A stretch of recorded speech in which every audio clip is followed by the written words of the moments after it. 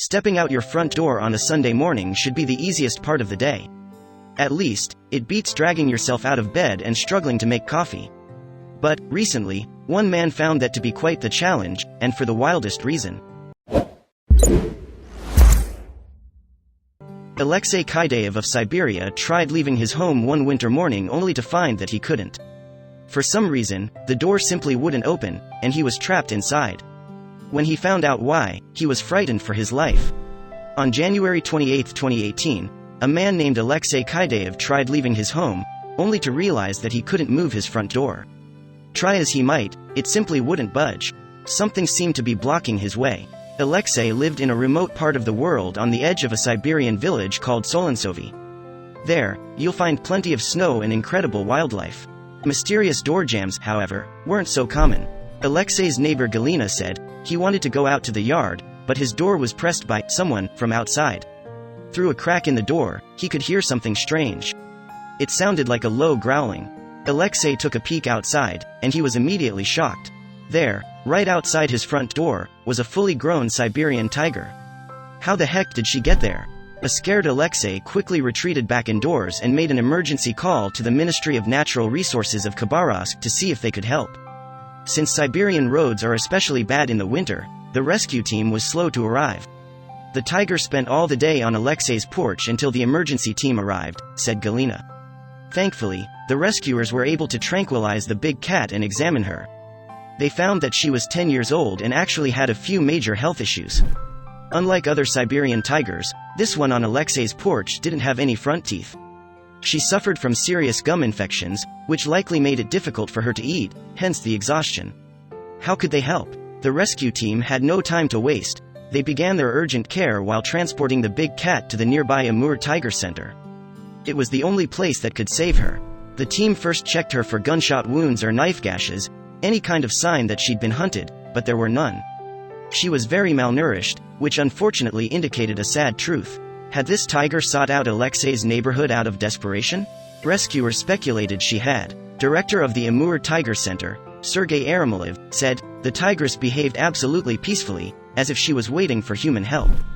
However, the tiger began behaving like a wild animal once they reached their destination. Sergei said, "The animal, though she came for help, will not allow us to approach her. She may not have had teeth, but she still had claws." Sergei elaborated on just how complicated that made matters. In her current physical condition, it is deadly to put her under an anesthetic, yet without this, it is impossible to carry out active treatment. So, what could they do?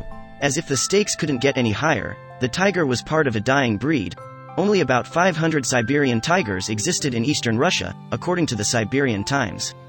As a female, she was an essential part of any effort to help carry on her species' survival. The rescue workers had to resort to desperate measures.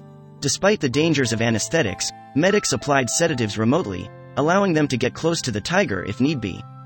Then, they crossed their fingers. "We really hope that the tigress will pick herself up and survive," Sergei said. "For our part, we are doing everything possible." Then, rescue workers witnessed what they thought was a major breakthrough in recovery. They offered the tiger antibiotic-laced mashed meat. Previously, she wasn't able to consume solid food, but now she suddenly decided it was time to attempt to eat meat again. Had she made the ultimate turnaround? Sadly, it wasn't a sustained success, and in early February, the tiger once again stopped eating. She was in a hopeless state, said Viktor Kuzmenko, another executive at the rescue center. There was no fat on her. Age and illnesses took over, Viktor added sadly. The illness had natural origins, and though veterinarians did everything they could, it just wasn't enough. In the end, it was something she would have to beat on her own. Sadly, on February 10th, just 2 weeks after the weak tiger was found on Alexei's doorstep, the animal couldn't fight any longer, and she passed away at the rescue center. "Nothing could have saved her," Victor said. "Since tiger preservation has become a priority worldwide in recent years, the species' numbers have steadily climbed. Still, it's terribly sad that this tiger was unable to survive. It only further proves that we need to do everything we can to save these beautiful animals. While humans couldn't save this desperate tiger on Alexei's doorstep, there's plenty more we can do to save others like her." If you enjoyed this story, wait for our next story starting in 10 seconds.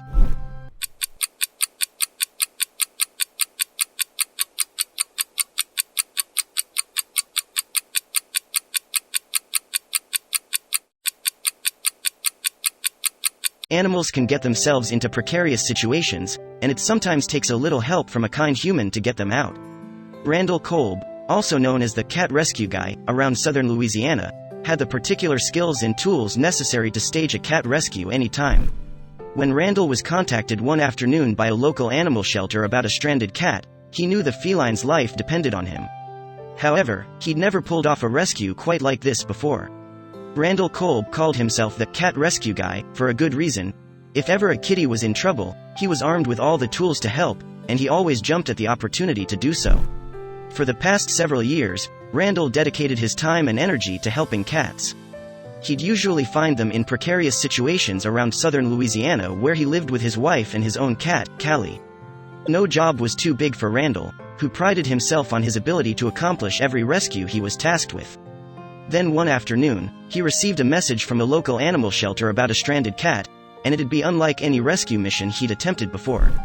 According to local animal shelter Kara's House, a passerby heard faint cries while birdwatching by the river, but they couldn't pinpoint its exact location. Although it wasn't Randall's typical type of rescue, the shelter didn't know who else to contact. Randall, accompanied by his wife, immediately gathered his gear and drove to the swamp. He never ventured into swampland before, but he was up for the challenge. He stood at the edge of the water and scanned the area.